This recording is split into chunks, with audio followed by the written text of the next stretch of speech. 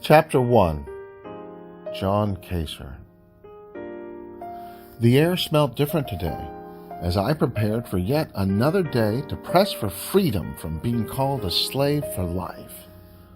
The flowers were vivid, and the birds sung a different song. Stress of the night with coyotes lay bares nature's might, her might to smile at adversity. My journey to this Virginia courtroom in 1655 was long and arduous. My name is John Casor, and I have been farming Johnson's land for 7 or more years now.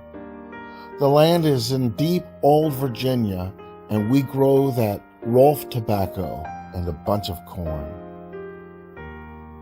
We called the Rolfe branded tobacco Beckyweed, because we all know his Indian wife gave him the pipe stuffings. We worked long hours every day. Only wicked storms could stop our activity in the fields. The times were good as we were not slaves. We had a deal to tend the land to make our daily. We were building America. John Casor was declared the first slave for life in America in 1654 for his owner Anthony Johnson. This event set up Virginia to legalize slavery just a few years later in 1661. As I browsed the Smithsonian Museum website, I know this is going to be a long journey that will make me cry. We have a lot to learn about John Casor. America's first legal slave was owned by a free black man who sued to have his property returned. In 1662, Virginia dipped its hand into the placenta and declared partus sequitur ventrum. Forget the translation. Well, this says babies born to slaves are slaves. Therefore, Thomas Jefferson hopped on board and made more slaves. Mixed race slaves. A fucking boom, so to speak. Long before all this happened, I was drinking water along the river in Ndongo, Congo. The ever-present slave traders were breeding us by this point, and we all knew our fate. For the few years of youth, we ran and played along the banks. But the guns and the strong men kept coming. Ndongo was known to us as Mother Who Fed, held and protected. Sometimes she rejected foreigners with her waters and might. We all dreamed of being Ndongo as youth, hoping to learn to hide from the ship trappers we have all come to know too well. Ndongo was land of growth and huts of thatch and rows of food. We now know the GPS coordinates of John Casor's home. We lived in Ndongo's eye. Our hut was among the trees outside of the working fields. Of course, my name was not John Casor when I was born. This writer hazards a guess, and we call him First. He was the firstborn of his family of 7. The spread of ages was quick, and all worked, played, ate, and slept together. The unit and bonds were strong. First always woke up early and directed the day's activities. Industrious for the sake of survival and love of kin. This ethic is what real America was founded on. Not the ethic to trample on others to drink better wine, but the hard work a community and field needs to survive. The radius of First adventures was within the perimeter of Ndongo as drawn. Not far, but large enough to offer the surprises of nature, and nature was everywhere. Just like Virginia in 1648 when First was snatched, grabbed, tugged, and sailed to America. A noticeable change of sound occurred during First's life. At 2 years old, First can still remember the sticks and stones dance that could be heard from far. From far as the hunters come back from the hunt, or the children playing in the distance. Music with nature was a part of life in Ndongo. The sounds were a mixture of thumps, clicks, hits, and flutes. Everything made a sound, and the creativity of First's clan was epic. First did not know the medicine man was telling a new story. His mom and dad were still in shock, and the whole of Ndongo went quiet. Never before was no sound used to tell a story. Ndongo went silent because the slave trade used the music to find targets. The shock of hearing the regular songs echo in the forest to be filled with shrieks and shrills. The grunts were generated by blows to the body. The medicine man continued the bloody story, pantomiming the hunt, the capture, the glory, and the songs of joy, and then grabbing our hearts by the demonstration of the death of music, the dropping of instruments of happy to pick up the tools of war. The capture of the hunting party shocked Ndongo into paranoia. Still, the slavers were not a daily issue. They would come and go with the seasons. At the beginning. Later, just imagine caged chickens making eggs. The medicine man grabbed First and spun him in circles. Still, no sound. First made no peep, no oohs, no ahs from anyone. The sound being that of the forest and the fire. First was held high and dropped. The subsequent roll and run to the woods was epic. Medicine Man grabbed one more child, and this time all left, in every direction. The first fire drill was about not being captured. As he was shackled, he did not have the chance to say goodbye, like so many of his friends. The march out of Ndongo was long and painful. The Dutch were bitches, but at least they fed us. The local tribe that caught us beat us to a pulp. The hate was not. It was simple economics. Greed took hold in the slave trade early and strong. The man-on-man consumption was not color-based, it was power-based. Again, it can be defined as the slow erosion of humanity. Or, is this how the computer meld of the collective learns? From the bad and the good come the middle? The middle sucks. First took the opportunity to rest and closed his eyes when the Dutch set camp. From Ndongo's eye to the coast of Point Noir, it's an easy 300 clicks. First knew this and expected 5 days and 4 glorious nights. It is only from the shadow of dawn that First and the captured have open hearts.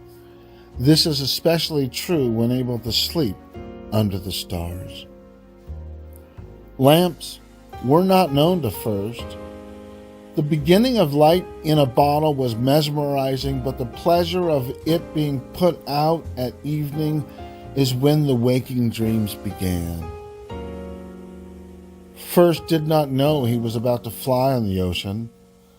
The winds and the sails and how the ship works were to be cataloged in his eager mind. That first night of capture found the group sleeping, chained together with their heads in a circle. The universe was represented in the whole, and First spoke to himself, and others did too. First was 18 years old now, and since being dropped by the medicine man, he has learned group silence. The stars were the same for the Virginia sky as Ndongo's, just at different times of the year and just barely. First knew the stars and followed them every night of his life. I am here. Home is there. Every night. First was always a communicator, taking control of his family when his father was stolen long ago. First brothers and sisters loved the games to hunt for food and plant for so many reasons. From dawn's light, the team would set out each day with purpose. As you imagine, different teams took care of daily chores. The village ran well. The family hut was circular with a community pit table in the middle. The sides were openable to create drafts and be able to close out the night. The roof was tall and strong, and many items hung from cord. Ndongo always provided. No community history of harsh times or drought have been taught by the elders. First would come to equate Eden with home, as the Christian faith was day in, day out fed to convert the heathen. The descriptions were of green and abundance, animals at play and love around. First did think the snake was misunderstood, but nonetheless, he learned to say his amens and oh gods. First landed in August of 1648. To be indentured to Anthony Johnson, a black man who arrived in Virginia as one of the first indentured servants traded by the Dutch as they were passing by in 1619. At the docks, First was named John Casor. When First became John Casor, he was also considered an indentured servant. But instead of First, Johnson got 50 acres to start his servitude. Johnson knew how to work the system. By the time John came by, Johnson owned 300 acres and needed an ever bigger number of indentured servants to work that land. Every time you could bring a human and feed, clothe, and house them, you were granted 50 more acres. Johnson kept on collecting humans and land. The promise of 50 acres and a mule was made to every heartbeat until commerce of tobacco took hold. What my great, etc. grandfather Rolfe started in America turned out to unleash unbridled greed. Rolfe taught the Virginia Company of London tobacco farming. The White Lion Dutch trader gained from Congo coyotes Anthony Johnson from Angola in 1618 and landed him in Jamestown, Virginia in August of 1619. August was popular as the winds support a faster sail. This was commerce after all. Tony Johnson was a tough son of a bitch. The Dutch were traders that worked a grander scheme than any who have played before. Their intent with Tony was to control him to America. They actually told him of the 50 acres he'd work and then own as an indentured servant.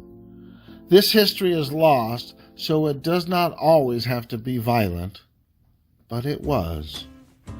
It turns out greed did that with the Becky weed. Like today's Walmart shoppers support slave labor to get cheap goods, in Virginia, the slippery slope to make hate the reason for slavery was purely driven by greed.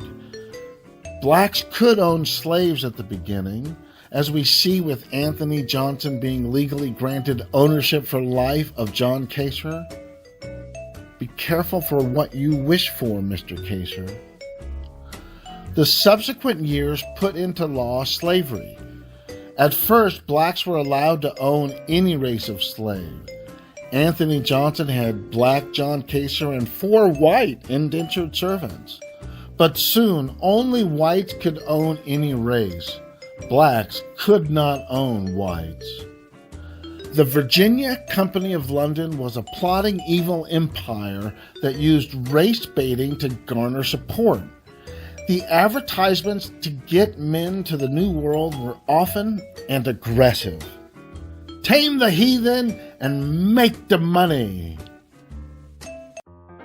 Chapter 2, Ndongo, the Garden of Eden. The tree fell, and everyone in the village looked with shock. It was a sound that replicated horror. This time, though, it was just a tree. Such is the ending of the Garden of Eden, the ending of Ndongo. First father and he were close. Inseparable is more like it.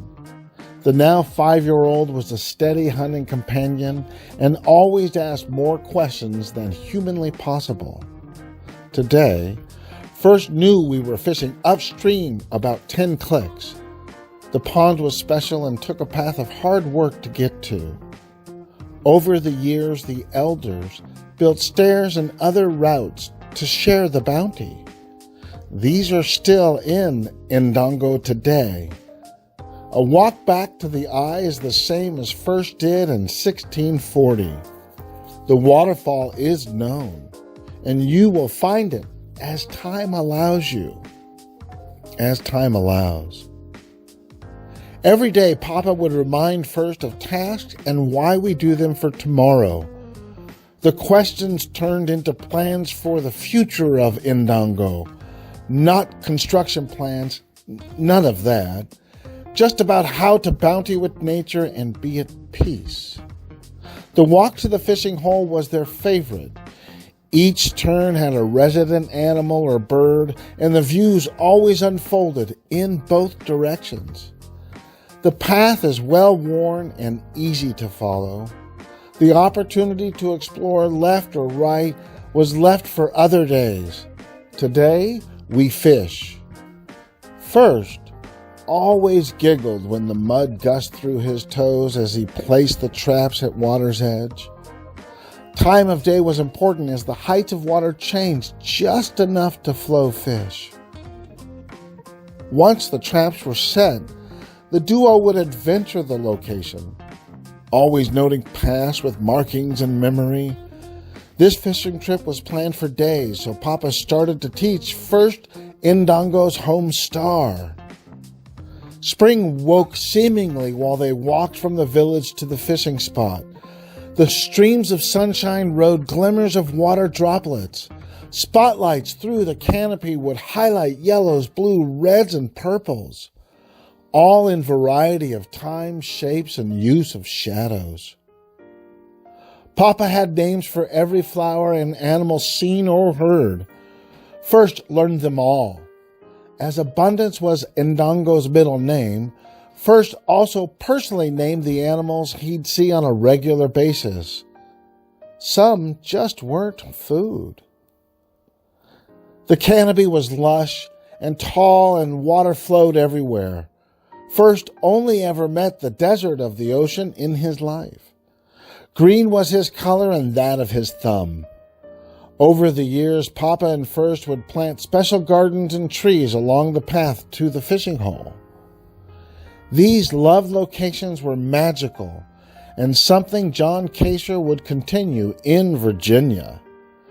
The world's deepest river is how Congo describes Ndongo's roots, only second to the Amazon in flow. Look, First misses most about his home in Ndongo is the animals, birds, plants, and flowers. Every day of his life is spent with nature. Ndongo has the largest bird population in Africa. His favorite is called an okapi. The stripes always made him smile, and the tribe learned to make the okapi work. The meat was cooked and eaten also, every part used and blessed for. The okapi gave everything, and Ndongo gave to her too. Papa warned of the gorilla. If you heard him in the distance, you stopped full tracks, listened and hid, waited. It was a game of sorts, as the gorillas always knew we were there. A detente of respect was shown. When First saw his first hippopotami, he absolutely flipped. He was 5 when it registered. Papa also warned of the hippo. Stay away, son. Look from afar. Ndongo's chain of respect in nature included man. Respect was a funny term to the local band of monkeys. This one first called Old Man. These little hooligans were both your friend and would rob you blind. First could see Old Man working it out. Old Man would set out a plan and carry it out. It would be only after a few days of activity that first figured out what this little bugger was doing. Old Man and his clan provided non-stop entertainment. The birds were loud and then not. It was a funny cycle that happened in the bird compound just south of First Home in the Eye of Ndongo. Most of the year, these colors of light went here and there and basically minded their own business. Early spring, though, was a different story. The fields would fill with water and the frogs would be born from eggs left the season before. Frogs being born is not particularly loud. Hungry frogs, however, is a whole nother thing. Seems like millions of frogs are born. Then the birds come and feast for 3 days. We stay away as the frenzy is unparalleled. Towards the end of the 3rd day, the sounds diminish. The birds don't fly as much as they are too fat. So fat they can't even sing. The fat birds made the best feast of the year. The tradition was older than dirt and remembered fondly by First. The first village would start preparation in their individual huts, each with an assigned tool set for broth to make. First was big and very well fed. Ndongo delivered more than this abundance with the bird feast, but fish, crops, and game. First knew how to survive on the land. These skills would serve well in the Virginia jungle of summer, but snow would freak First out. Quick to understand the management of resources for winter and combined with his green thumb, First is an American asset.